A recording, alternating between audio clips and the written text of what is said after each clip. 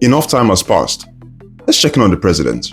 It's been over 3 days since President Bola Tinubu arrived in St Lucia, and here's everything we know has happened so far. Since Monday, the president has met with the St Lucia Parliament together with leaders from across the Eastern Caribbean states to discuss bilateral ties. Nigeria proposed a joint commission, which is like a formal pact to back each other on global issues, and offered to scrap visa requirements for Eastern Caribbean officials and diplomats if reciprocated. Also, President Tinubu approved government-sponsored scholarships for students from the Eastern Caribbean states beginning from the next academic session. And Nigeria is even extending its Technical Aid Corps program, which usually sends volunteers to other countries to support development and fill gaps. These must have impressed the government so much that it's awarded Tinubu the Knight Commander of the Order of St Lucia, which is the country's highest national honor. Now, it has not been clearly stated exactly what Nigeria is getting in return for all this investment, except for some knowledge sharing.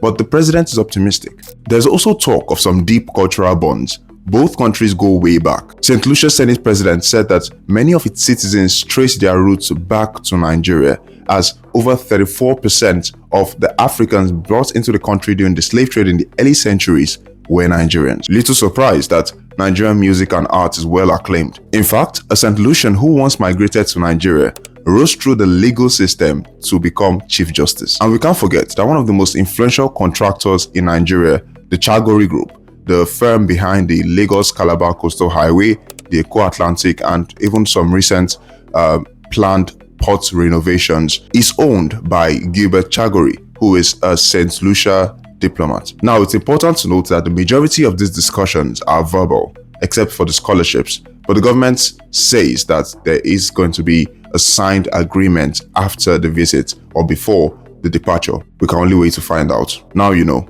Like and follow for more updates.